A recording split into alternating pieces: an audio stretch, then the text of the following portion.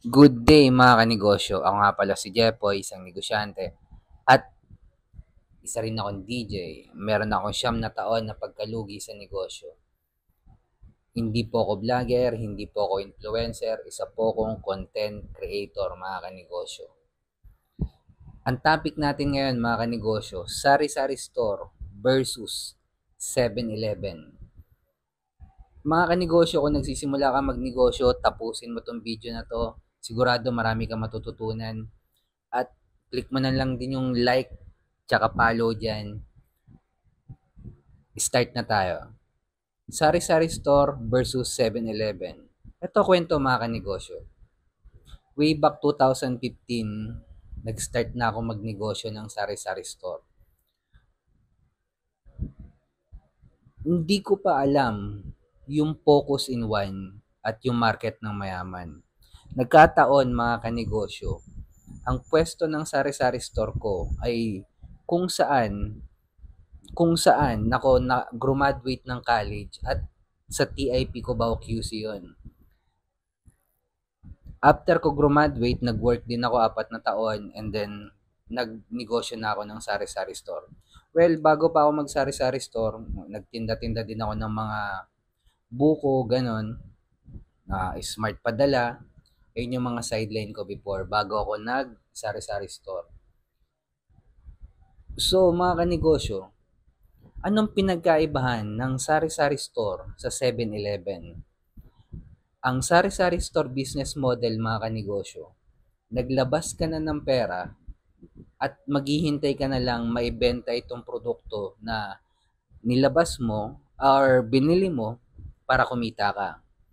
Ang business model po ng 7-Eleven, pinagsamang platform business model at franchising business model.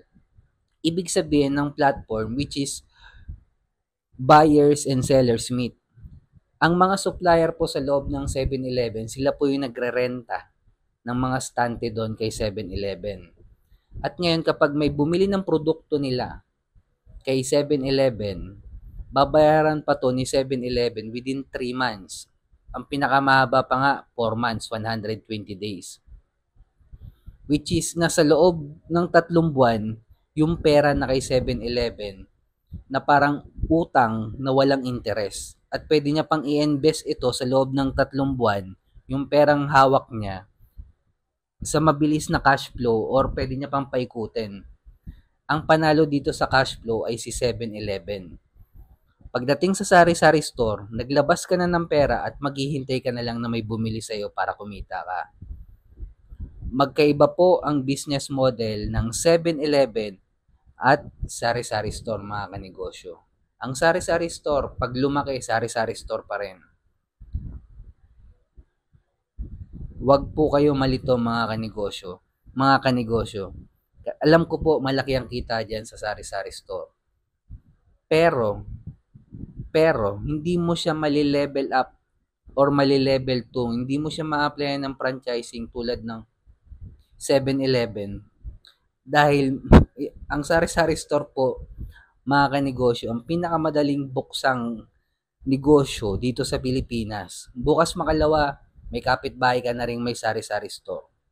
Sobrang bilis magkaroon ng kompetensya at 50% agad ng sales mo mapupunta dun sa katabi mo. Mga kanegosyo, business model po ang pinagkaibahan ng 7-Eleven at sari-sari store.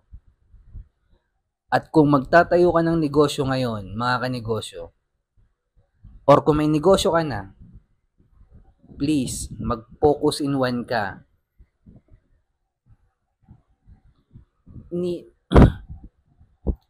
Wala ka bang kita ngayon?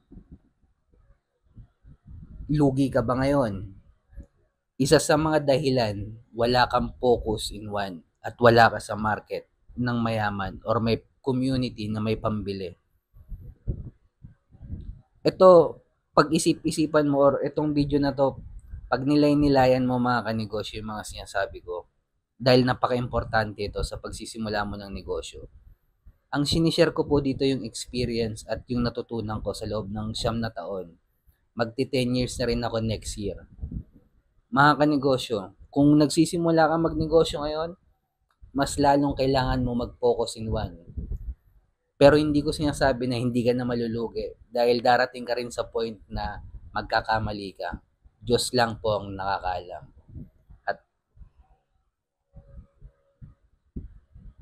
At mga kanegosyo, lagi ninyong tandaan, huwag nating kalimutang magdasal. Peace.